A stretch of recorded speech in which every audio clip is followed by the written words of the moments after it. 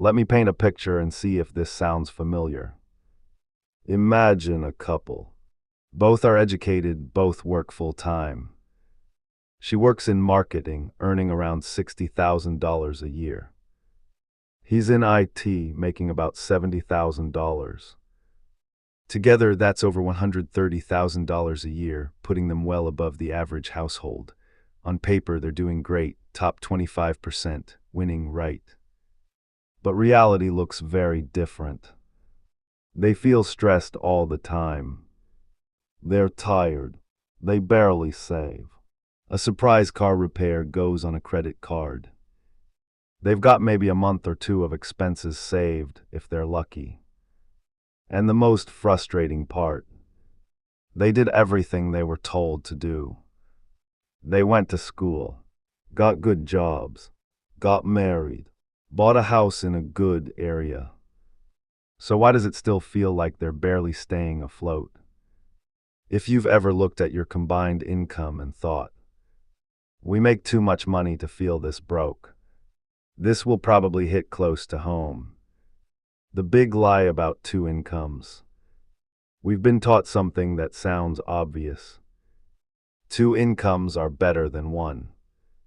If one person can support a family on $50,000, then two people earning $50,000 each should be thriving, right?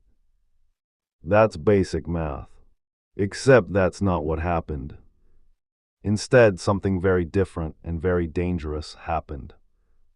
Economist and former Harvard professor Elizabeth Warren called it the two-income trap.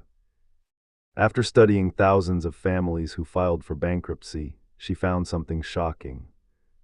Families with two working adults were more likely to go bankrupt than single-income families.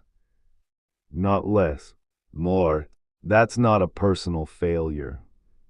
That's a system working exactly as designed. How we got here.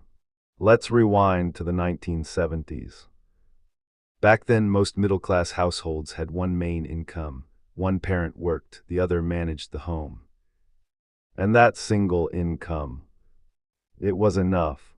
Families could buy a modest home, afford health care, send kids to public schools, save a little money, take the occasional vacation.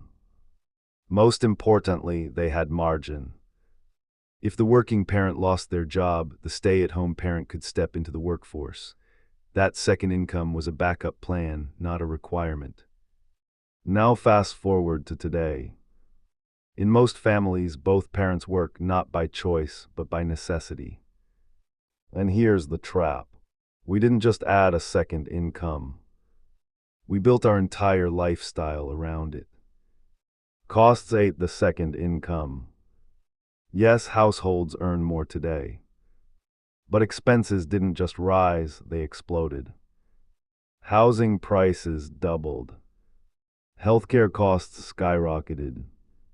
Childcare became a massive expense. College costs went through the roof. That extra income didn't create wealth. It got absorbed. Let's break it down with real numbers. What the second income really pays you. Say one partner earns $70,000 and the other earns $50,000. Those $50,000 sounds helpful until reality shows up. First, taxes. Because it stacks on top of the first income, that second paycheck gets taxed harder. After federal, state, and payroll taxes, you might keep $32,000.35,000. Next, childcare. Daycare averages around $15,000 per child per year. Now you're down to maybe $17,000. Then commuting costs. Gas, car wear, insurance, parking, easily $7,000.8,000 a year. Now add exhaustion spending. More takeout, more convenience services, less time to cook or manage the house. That's another $5,000.10,000 gone. By the end, that $50,000 second income may contribute a few $1,000s a year or less. Someone works full-time, misses family time, lives stressed. For maybe $1 an hour. The psychological trap. Here's where it gets dangerous. Because the gross income looks big, we spend like it's big. Banks approve bigger mortgages. Dealers sell nicer cars.